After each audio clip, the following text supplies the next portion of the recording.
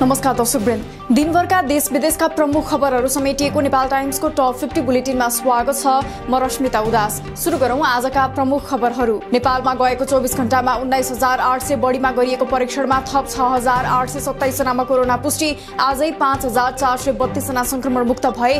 थप 1,28,563 जनाले लगाए खोप। आज थप 10 जना संक्रमितले ज्यान गुमाए। हालसम्म संक्रमणबाट ज्यान गुमाउने संक्रमितको कुल संख्या 11,697 पुग्यो। अहिले देशभर 89,941 जना सक्रिय संक्रमित।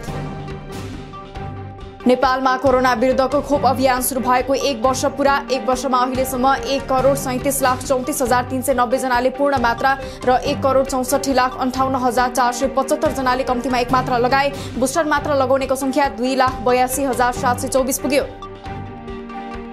सार्वजनिक सवारीमा भीड़ बढ्दा झनै जोखिम बढेकाले काठमाडौँ उपत्यकामा बस, माइक्रो बस र टेम्पोहरूमा जोर बिजोर प्रणाली आज मध्यरातबाट हट्ने। ट्याक्सी र निजी सवारीमा भने जोर बिजोर प्रणाली जारी रहने। माघ मसान्तसम्म विद्यालय बन्द गर्न सीसीएमसीको सिफारिस।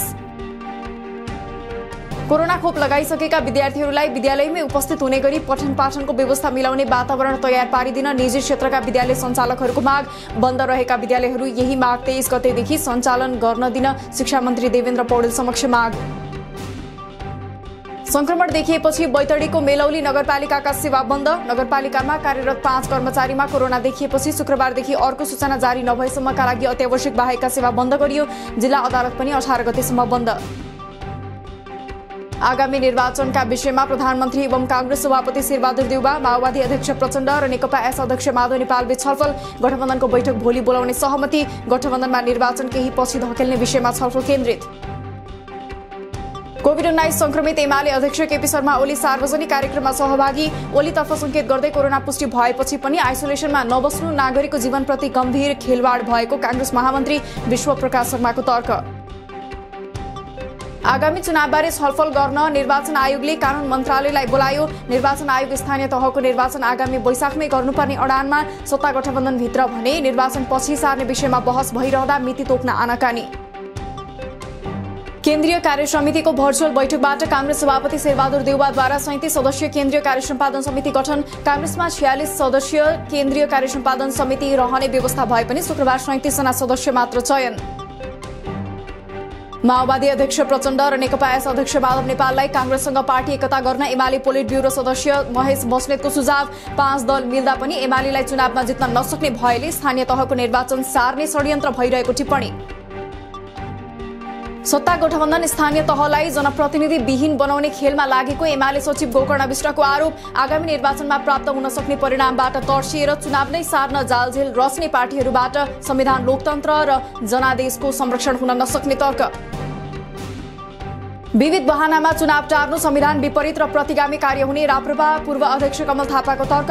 सरकारको व्यवस्था कुनै पनि तहको सरकार निर्वाचित जनप्रतिनिधि विहीन हुने परिकल्पना संविधानमा नभएको दावी। ज्ञानचन्द्र आचार्य संयुक्त अधिराज्य बेलायतका लागि राजदूत नियुक्त। आज राष्ट्रपति विद्यादेवी भण्डारीद्वारा आचार्यलाई राजदूत नियुक्त गरिएको प्रवक्ता सागर आचार्यको भनाई। संसदीय सुनवाई समितिले संसदीय सुनवाई सम्बन्धी पुस्तिका नै प्रकाशित गर्ने। समितिको कुनै औचित्य नरहेको माओवादी प्रमुख सचेतक देवप्रसाद गुरुङको भनाई। समितिलाई प्रभावकारी बनाउने हो भने संघीय संसद ऐनलाई संशोधन गरेर अघि बढ्नुको विकल्प नरहेको तर्क। त्रिभुवन विमानस्थल अधिगमन कार्यालयमा खटिएका कर्मचारीलाई कार्यालय समयमा मोबाइल चलाउन रोक। अनअराइभल र डिपार्चर कक्षमा खटिएका कर्मचारीले कार्यालय समयमा ल्यान्डलाइन र अफिसियल मोबाइल मात्र प्रयोग गरी अधिगमनको काम गर्न कार्यालयको निर्देशन। भिजिट लगायत विभिन्न भिजामा नेपालीलाई विदेशी भूमिमा अलपत्र पार्ने काम बढेपछि श्रम मन्त्रालयद्वारा मार्शल टोली गठन। अलपत्र पार्ने, ठगी गर्ने, अप्ठ्यारोमा पार्ने व्यक्ति वा संस्थालाई कानूनी दायरामा ल्याउन सचिवालयमा फोन गरी जानकारी गराउन अनुरोध। वैदेशिक रोजगारीका प्रहरीसँग जोडिने मुद्दा मामिला हेर्न छुट्टै प्रहरी युनिट बनाउन श्रम मन्त्रालयको प्रस्ताव गृह समक्ष पेश। युनिट खडा भए रोजगार विभागलाई मेन पावर कम्पनीको अनुगमन, ठगी मुद्दाको अनुसन्धान र दोषीमाथि अभियोग पत्र तयार गर्ने लगायतका काम सहज हुने विश्वास। केन्द्रको निर्णय अनुसार नै लुम्बिनी प्रदेशको गठबन्धन अगाडि बढ्ने लुम्बिनी प्रदेशका मुख्यमन्त्री कुलप्रसाद केसीको भनाई। नेपालमा गठबन्धन संस्कार निकै चुनौतीपूर्ण रहेको उल्लेख गर्दै सचेततापूर्वक वर्तमान गठबन्धनलाई बचाउनु पर्नेमा जोड। यातायात कार्यालयमा रहेका लिखित फाइलहरूलाई डिजिटलाइजेसन गर्न बागमती प्रदेशका यातायात मन्त्री घनश्याम दाहालको निर्देशन। कार्यालयमा बिचौलियाहरूका कारण इमानदार कर्मचारीहरूले पनि दोष पाइरहेको भन्दै बिचौलियालाई कार्यालयमा प्रवेश गर्न नदिन सचेत।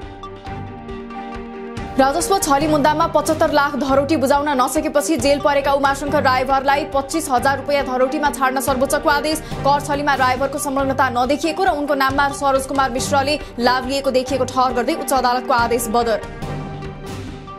गएको माघ 9 गते भरतपुरको गोन्द्राङमा निर्माणाधीन सडकको नालीमा परेर गैंडा मरेको घटनामा ठेकेदार विरुद्ध पक्राउ पूर्जी जारी। ठेकेदार विरुद्ध बिहीबार नै पक्राउ पूर्जी जारी गरिएको भए पनि हालसम्म पक्राउ परेनन्।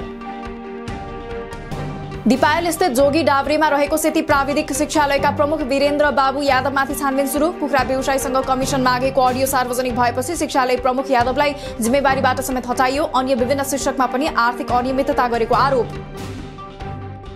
गत शुक्रबार एक महिलालाई इटहरीबाट घर पुर्याइदिन्छु भनी होटलमा लगी बलात्कार गरेको अभियोगमा सुन्दर हरैचा स्थित Shrestha hotel and family hotel सञ्चालक फरार, अर्का 1 जना सहित 3 जना पक्राउ परेकाहरूमाथि बलात्कार मुद्दामा आवश्यक कारबाही अगाडि बढाइयो। ब्ल्याकमेलिङ गरी महिलालाई दुःख हैरानी दिएको आरोपमा वैदेशिक रोजगारबाट स्वदेश फर्किने क्रममा कास्कीका मुक्तिनाथ खनाल विमानस्थलबाट पक्राउ। खनालले फेसबुक मार्फत महिलासँग चिनजान गरी ब्ल्याकमेल गरेको आरोप।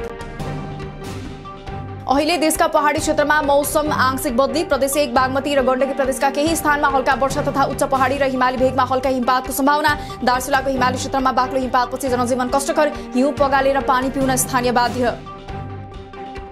पश्चिम नवलपरासीको सुस्ता क्षेत्रमा भारतले फेरि नेपाली भूभाग डुबानमा पर्ने गरी सडक निर्माण थाल्यो। सडकमा कल्भर्ट वा हिउँ पाइप नराख्दा पानीको प्राकृतिक बहाव थुनिने र वर्षायाममा नेपाली भूभाग डुबानमा पर्ने डरले सुस्ता क्षेत्रका बासिन्दा चिन्तित।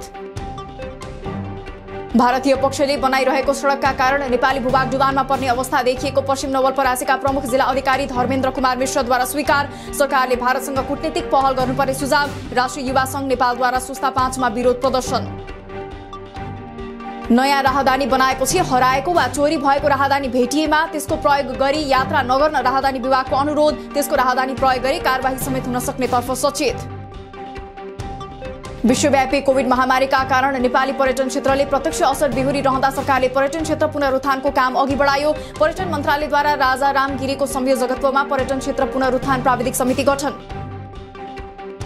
राष्ट्रिय गौरवको हुलाकी राजमार्गको निर्माण लक्ष्य लिएको समय आर्थिक वर्ष 79-80 सम्ममा सम्पन्न नहुने निश्चित प्राय। निर्धारित समय सकिन 1.5 वर्ष भन्दा कम बाँकी हुँदा अझै कतिपय खण्डमा रेखाङ्कन नै टुङ्गो लाग्न सकेन। झण्डै 70 वटा पुलको डिजाइन नै हुन बाँकी। पोखरा सडक विस्तार योजना अन्तर्गत तनहुँ खण्डमा धमाधम रुख कटान हुँदै। सडक विस्तारका क्रममा तनहुँ खण्डमा 6750 रुख हटाउनु पर्ने। पूर्वी खण्ड अन्तर्गत जामुनेदेखि आबु खैरेनीसम्म करिब 50% रुख कटान सकियो।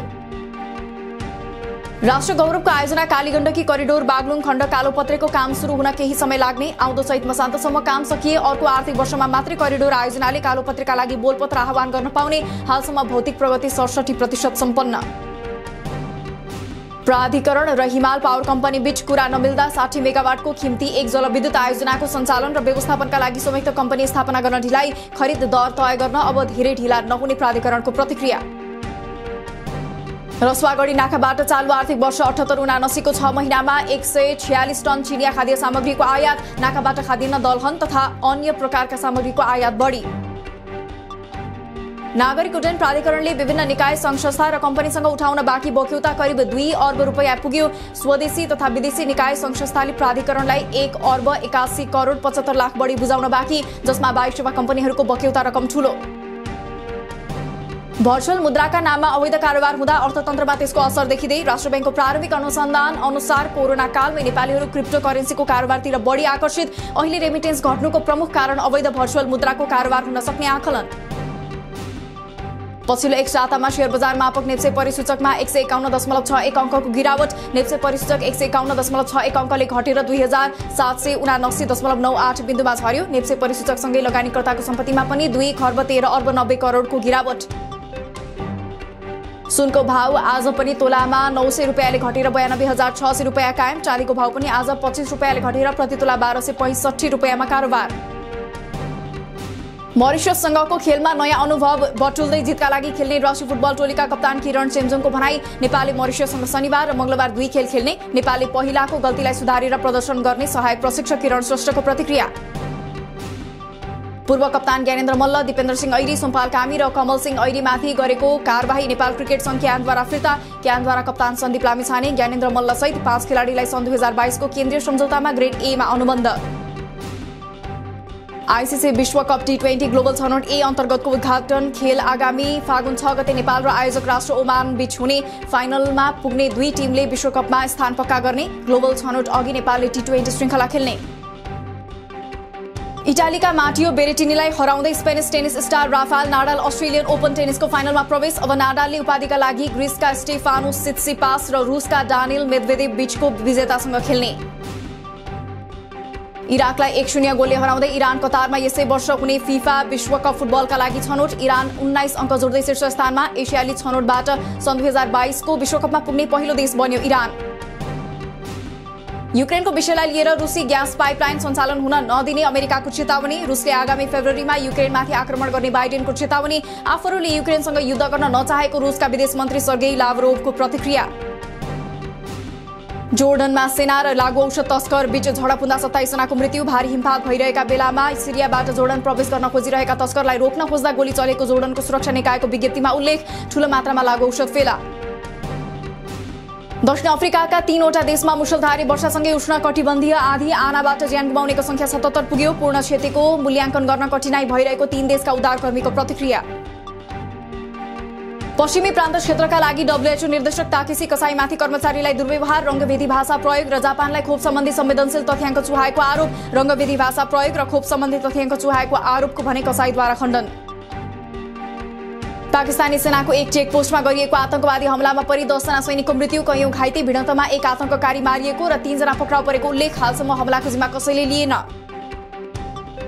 र मध्य अमेरिकी राष्ट्र होन्डुरसमा शियोमारा कास्त्रा देशको पहिलो महिला राष्ट्रपति बनिन्। मुख्य समस्याका रूपमा रहेको लागु औषध तस्करी गर्ने शक्तिशाली समूहसँग लड्ने तथा गर्भपतन सम्बन्धी कानूनलाई खुकुलो बनाउने कास्त्रोको प्रतिबद्धता। दिनभरका देश विदेशका प्रमुख खबरहरू समेटिएको नेपाल टाइम्सको टप 50 बुलेटिन अहिलेलाई सकियो। हामी भोलि टप 15 समाचारका साथ उपस्थित हुने नै छौं। नेपाल टाइम्सको युट्युब च्यानल सब्स्क्राइब गरिदिनु भएकोमा र फेसबुक पेज लाइक गरिदिनु भएकोमा धन्यवाद। ताजा खबरहरू नेपाल टाइम्सको अनलाइन पोर्टल www.nepaltimes.net मा पनि गएर हेर्न सक्नुहुनेछ। नेपाल टाइम्स हेर्दै गर्नुहोला। नमस्कार।